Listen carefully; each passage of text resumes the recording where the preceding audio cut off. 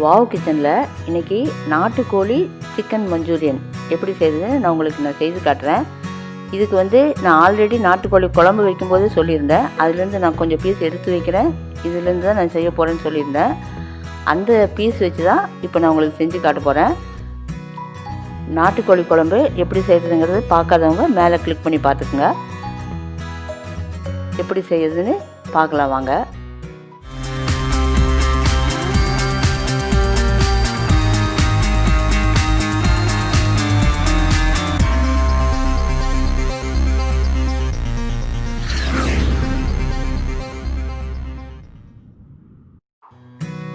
இதுக்கு நான் 3 பெரிய வெங்காயம், 3 அல்லது 4 கூட போடலாம்.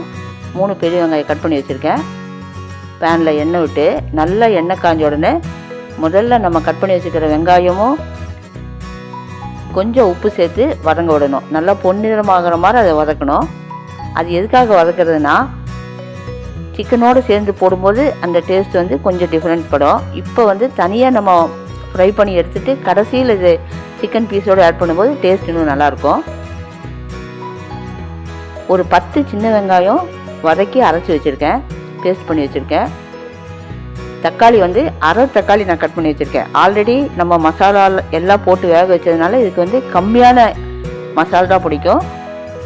இதுக்கு க்ரீன் சில்லி சாஸ் 1 ஸ்பூன் தேவைப்படும். சோயா சாஸ் 1 ஸ்பூன் தேவைப்படும். டொமேட்டோ சாஸ் 2 ஸ்பூன் அல்லது 3 ஸ்பூன் தேவைப்படும். இஞ்சி பூண்டு பேஸ்ட்டு 1/4 ஸ்பூன் அல்லது அரை ஸ்பூன், ரொம்ப கம்மியாக தான் போடணும்.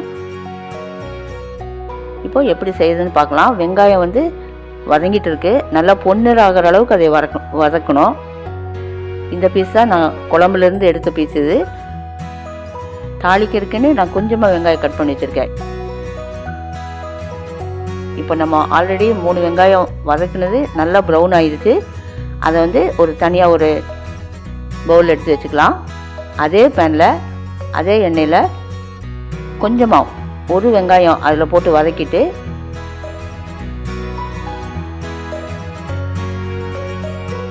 வெங்காயம் கொஞ்சம் வதங்கட்டும்.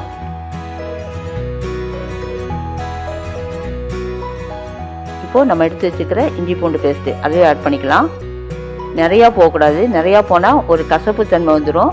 அதனால் கம்மியான இன்க்ரீடியன்ஸ் தான் இதுக்கு தேவை. கூடவே நம்ம அரைச்சி வச்சுருக்கிற வெங்காய பேஸ்ட்டையும் ஆட் பண்ணிக்கலாம்.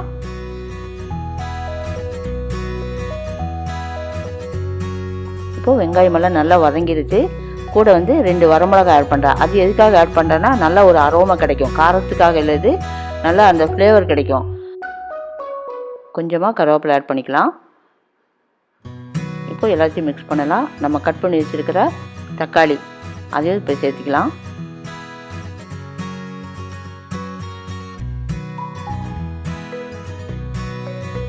இப்போ இதுக்கு தேவையான அளவு உப்பு சேர்த்துக்கலாம். இந்த மசாலாவுக்கு தேவையான அளவு உப்பு ஆட் பண்ணிக்கலாம். எல்லாம் நல்லா வதங்கட்டும். தக்காளியும் நல்லா வதங்கிடுச்சு. இந்த டைமில் நம்ம எடுத்து வச்சுருக்கிற சிக்கன் பீஸை ஆட் பண்ணிக்கலாம். ஆட் பண்ணி நல்லா மிக்ஸ் பண்ணணும். நல்லா மசாலாவோட மிக்ஸ் பண்ணுற அளவுக்கு விடணும்.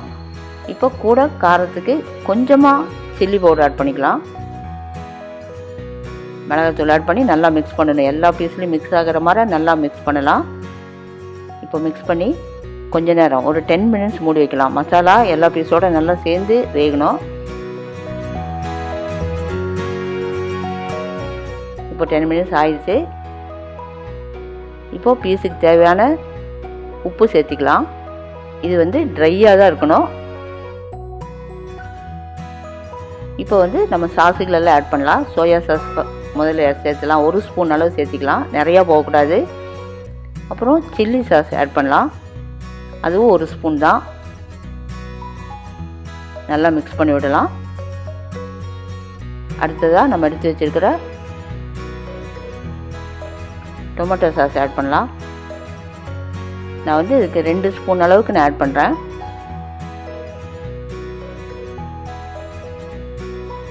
நல்லா பரட்டி விடலாம். இப்போ எல்லா சாஸுமே சிக்கன் பீஸோடு நல்லா மிக்ஸ் ஆகணும்.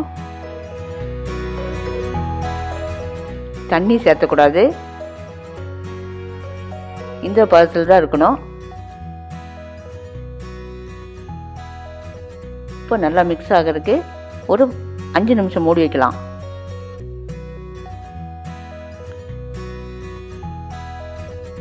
இப்போ ஓப்பன் பண்ணி பார்த்தா நல்லா பதத்தில் வந்திருக்கு. இப்போ சால்ட்டு பத்தலைன்னா நீங்கள் டேஸ்ட் பார்த்துக்கலாம். சால்ட் பத்தலைன்னா ஆட் பண்ணிக்கலாம்.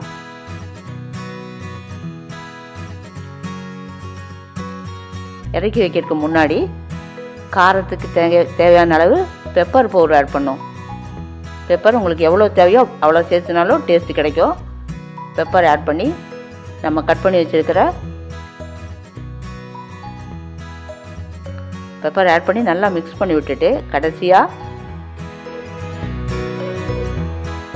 நம்ம கட் பண்ணி வச்சுருக்கிற கொத்தமல்லி ஆட் பண்ணலாம். இதில் மசாலாலாம் எதுவுமே கிடையாது, கம்மியான இன்க்ரீடியன்ஸ் தான். ஆனால் டேஸ்ட்டு வந்து சூப்பராக இருக்கும். கடைசியாக நம்ம இறக்கி வைக்கிறதுக்கு முன்னாடி நம்ம ஆனியன் பொரித்து வச்சுருக்கிறத மேலே மிக்ஸ் பண்ணி எடுத்துக்கலாம். இப்போது நாட்டுக்கோழி சிக்கன் மஞ்சூரியன் ரெடியாக இருக்குது. இதே ரெசிபியை நீங்களும் செஞ்சு பாருங்கள்.